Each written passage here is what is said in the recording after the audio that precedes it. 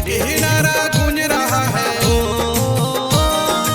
एक ही नारा गूंज रहा है, गली मोहल्ला पाड़ा में सबसे ज्यादा वोट पड़ेगा इस बार भी जामताड़ा में, सबसे ज्यादा वोट पड़ेगा इस बार भी जामताड़ा में। एक ही नारा गूंज रहा है,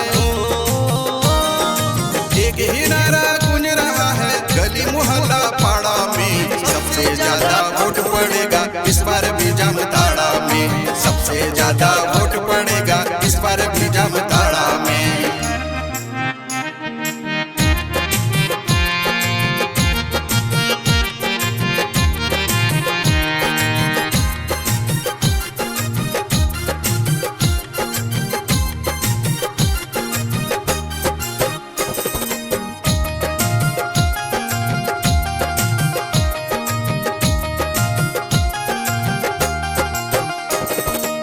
स्कूल कॉलेज खेत खलिहान बालिग जहाँ पाया, मतदाता सूची में सबका नाम चढ़वाया।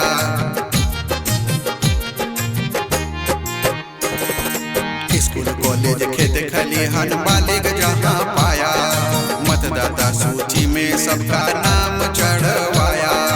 गिनती में ना वोट पड़ेगा, गिनती में ना वोट पड़ेगा, पड़ेगा पहाड़ा में सबसे ज्यादा वोट पड़ेगा इस बार भी जामताड़ा में, सबसे ज्यादा वोट पड़ेगा इस बार भी जामताड़ा में।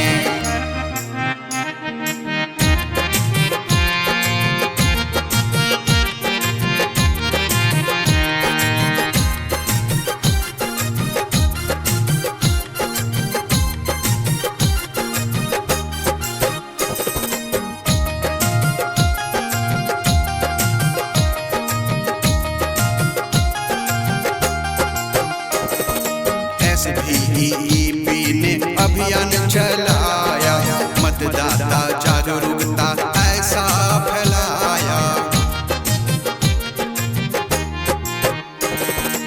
SBEP ने अभियान चलाया, मतदाता जागरूकता ऐसा फैलाया।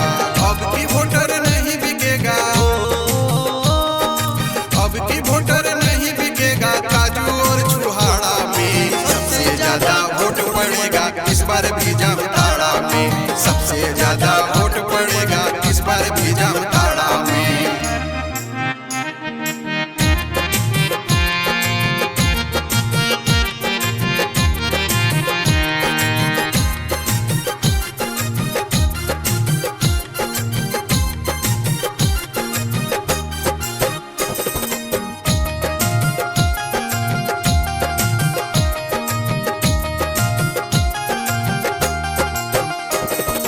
दिव्यांग विकलांग हो या बेबस बीमारी, लाना ले जाना आयोग की जिम्मेवारी। दिव्यांग विकलांग हो या बेबस बीमारी, लाना ले जाना आयोग की जिम्मेवारी। अब न कोई दाम लगेगा,